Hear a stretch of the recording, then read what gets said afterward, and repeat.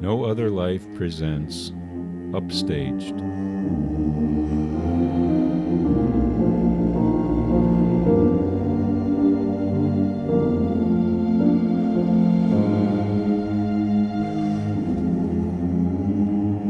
Birds of the Air.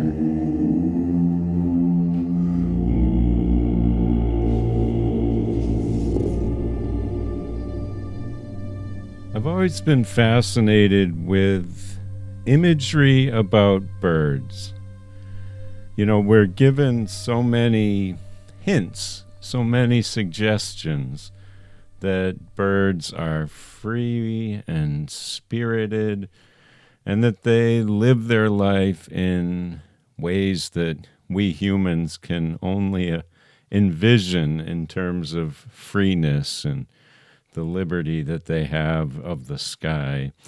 And I think part of that stems directly from the fact that they are not bound by the limitations of space that we are bound by, or any of the other animals that only stick to the ground.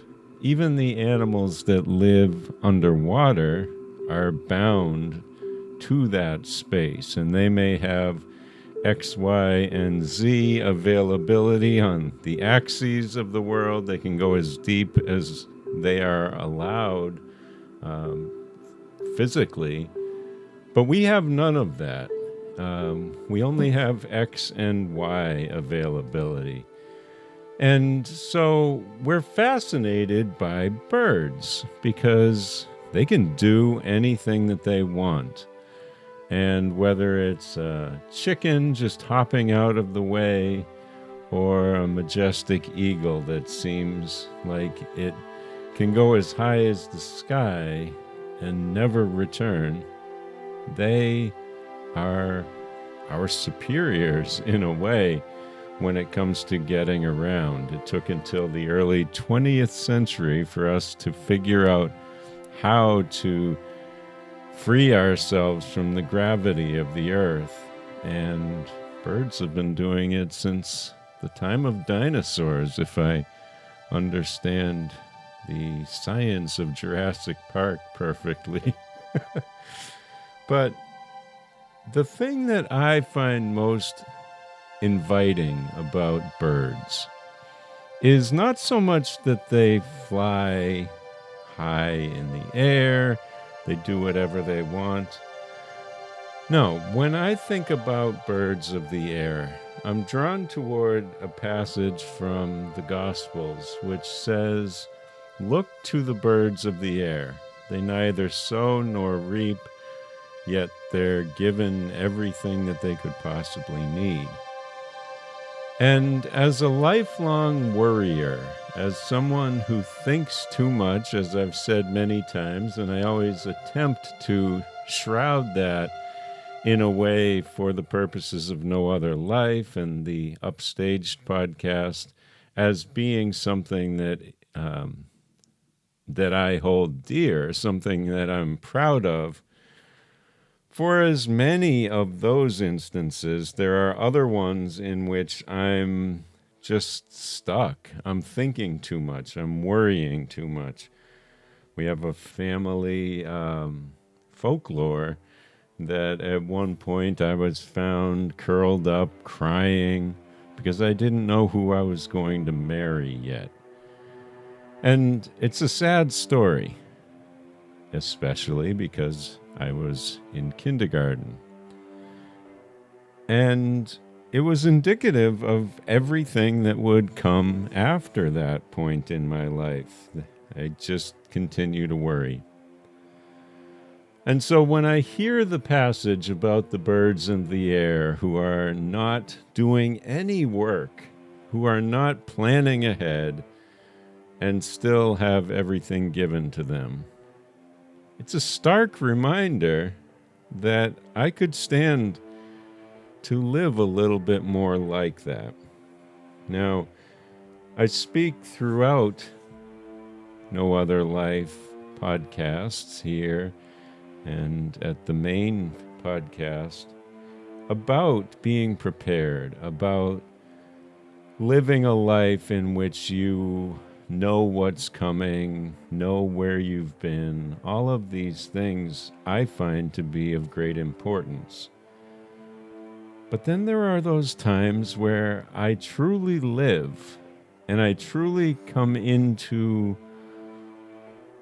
freeness. I come into a life of understanding, of simplicity. And I realize that many people have figured that out day in and day out. And I'm not saying that I ever will, or even that I aspire to. Those of you who know me or have been following me for some time, you'll realize that I'm not in great distress. I'm not feeling strife over thinking too much.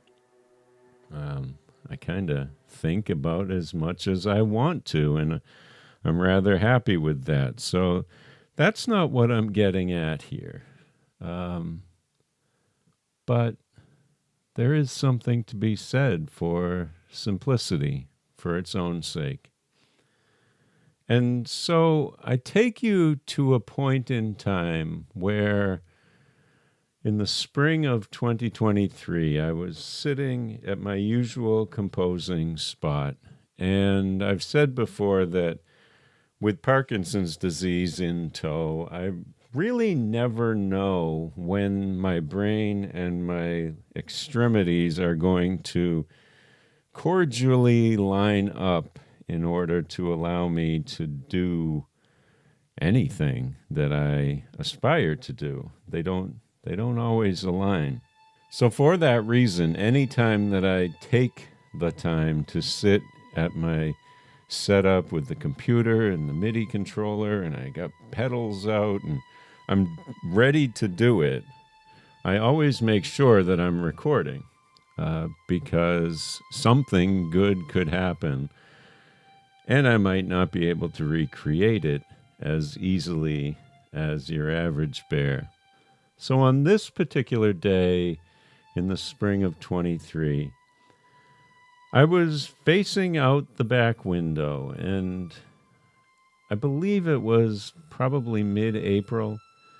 And at that point in time, my backyard is starting to come alive. I've probably been out there a few times to pick up the leftovers from the occasional winter storm. The grass may be starting to fill in here and there.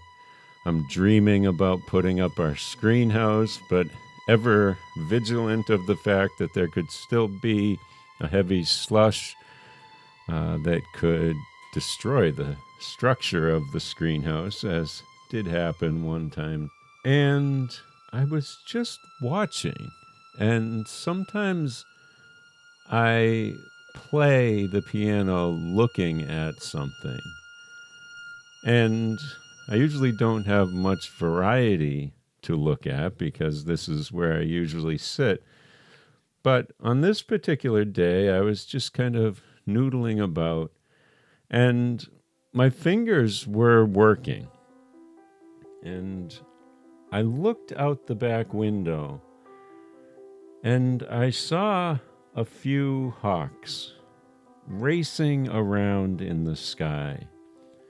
And they were straight ahead. They were a bit of a distance, but close enough that I could see what they were up to. And one could say they were playing. They certainly weren't fighting.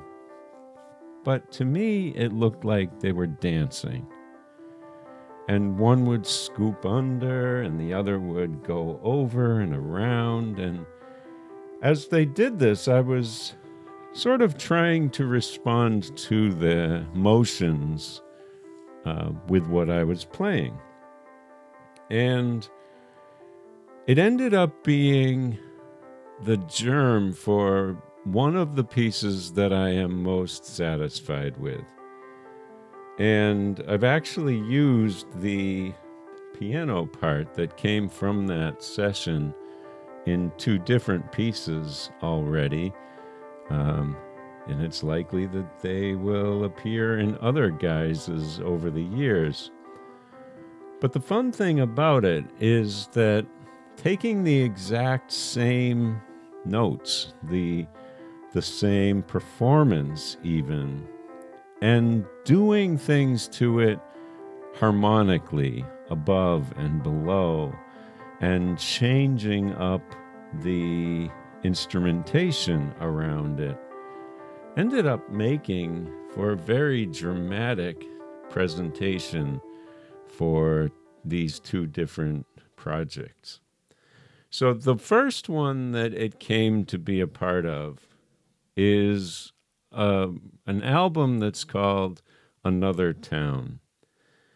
And during the spring of 2023, and in light of having pretty recently come through the COVID world and starting to be, able to get out in the world more, but still a bit cautious and so on. And this was also a period where there was continued unrest and violence in the world that we were seeing on the television day in and day out.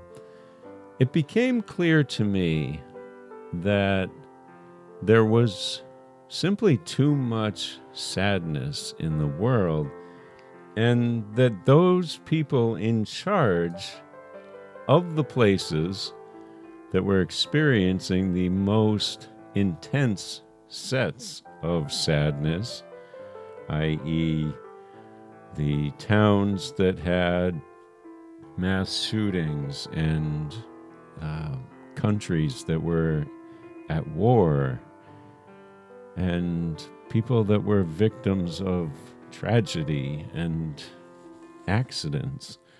It all seemed to me, and I was able to verify through a search, that politicians and world leaders were pretty much just repeating themselves, and in some cases literally plagiarizing themselves in talking to us about sending thoughts and prayers and how grieving they were and the sadness and all of these things. And I just began to play with it in my mind for this particular album. And I'll talk about that at another time in more depth, I'm sure. But the point of this anecdote is that by the end of that album, the listener rises above the thoughts, the prayers, the empty words of assurance and sadness. And we have this piece, which in this representation is called Lift. And it comes straight out of the previous movement, which is full of distress and anguish. And it shows to us what can happen when you have an attitude that expects the best, that longs for, that hopes for something good to come. And I'm going to talk more about this piece in detail at another point.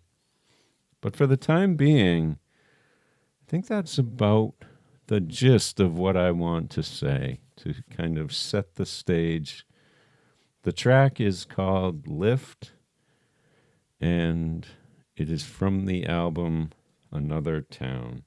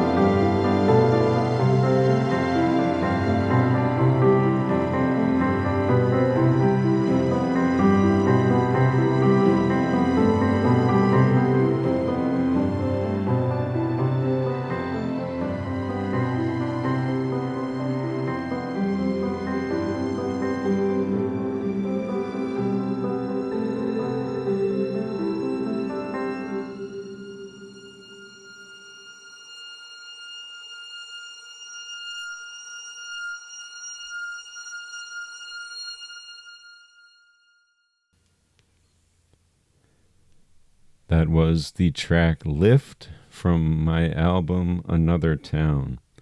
You will have several more opportunities to listen to that piece in the context of this podcast, but if you want to hear it in its full album, if you want to explore more of those tracks from the Another Town world, I'd recommend that you head over to rickseahome.com for the latest news, archive, social media, to purchase any of the music you hear on this podcast.